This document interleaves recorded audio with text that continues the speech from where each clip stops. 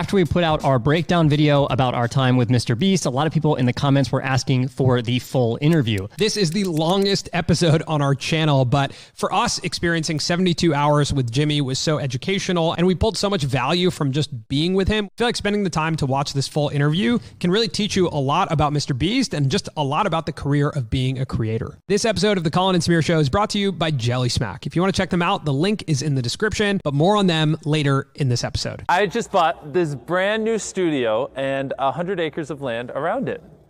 This is where we're filming all our videos going, not all, but all our indoor shoots going forward.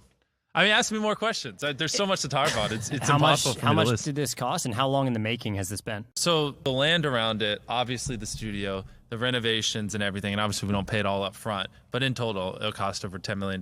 But it's probably not a good way to start it, because like there's so much explanation. People don't, it seems excessive. Why would you just buy this? You know what I mean? Like the reason we bought this is because of, you know, as I've spent the entire day explaining to you, we had office and a bigger office, then a studio, then a bigger studio, then a third studio, and then like, and now it's consolidating, and it's like, it's a weird way to start it, because now it just sounds like I'm being expensive and lavish for no reason, when there's a strategic reason why, you know what I mean? Yeah, I mean, you started in your bedroom, right, at the cost of zero. Exactly. But still, I'd love to work our way up, not just go, hey, look at this, because now I just seem like some dumb rich YouTuber. So not only are we here in your, you know, brand new studio, but we're here in your hometown. Yeah. And I think that's been one of the most interesting things to experience, is spending a day with you here, even spending time with your mom.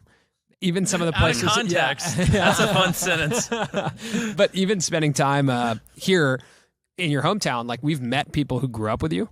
Yeah. Which is really interesting. Like everyone asks us, like, I think people know that we're from out of town. So they're like, hey, what are you guys doing here? Yeah. And we're like, oh, we're filming, you know, some content. They're like, oh, Mr. Beast? And we're like, yeah. They're like, oh, I played baseball with him. Really? And it's really interesting to meet people and recognize like you are still in your hometown. Exactly. And a lot of people who are from small towns in the US, they think like, I got to get out of this town to find success. So why did you stay in this town, and how do you think you found success staying here? You know, as I started making the videos bigger and bigger and hiring people, and I got warehouses and studios, like you get so anchored down, like, well, you're just gonna relocate all your employees to LA and buy a studio space there that costs 10 times more. Why? You know what I mean? Like what are the negatives of being in a small town? I would argue with the internet and things like Zoom, where you can talk to everyone, and we're so interconnected, like there really is no need to pay 12% more tax because of, what is it, state tax in California, and then on top of that pay like 3 to 5 times more for rent and all this other stuff. It's almost silly to be there for people in our position. I'm sure you guys have heard the story, but for people that don't know, I was offered $5,000 for a video. But this was when I was like 19, and it was so much money. It's like, Mom, look, and I was like, double it, and I'll walk outside and I'll give it to a homeless person. And they're like, no, you won't. And I was like, double it. And I like pacing around my neighborhood for 3 hours, convincing this guy, like on the phone, just double the money. I promise the video will go viral, and I'll give it to homeless person. I was like, $10,000 just looks better in a title. It'll get more views. I promise your app will do better.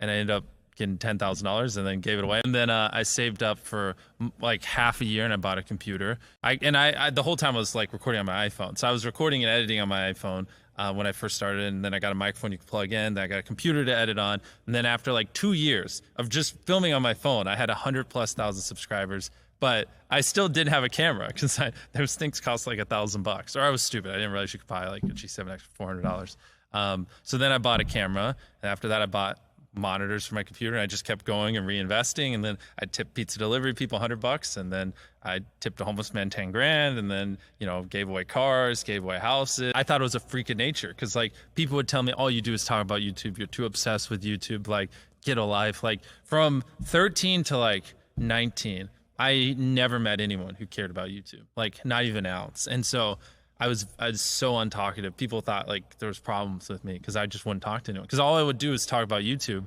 And after a while, like you realize like no one cares. Like you just get labeled as the guy that just only likes YouTube. And then when I was 19, and I had like 10,000 subscribers. Maybe it was like 18. And that's when I started meeting a few other YouTubers online. And I realized like I'm not a freak. I'm just like obsessed with YouTube, and that's okay. You know, you just got to find other people that are like that. Most people want to talk about South Park when you're younger, or when I was younger, or cartoons or whatever. And I back then was figuring out how to drop ship or how to better edit a video or stuff like that. Like bring that up at a high school lunch table.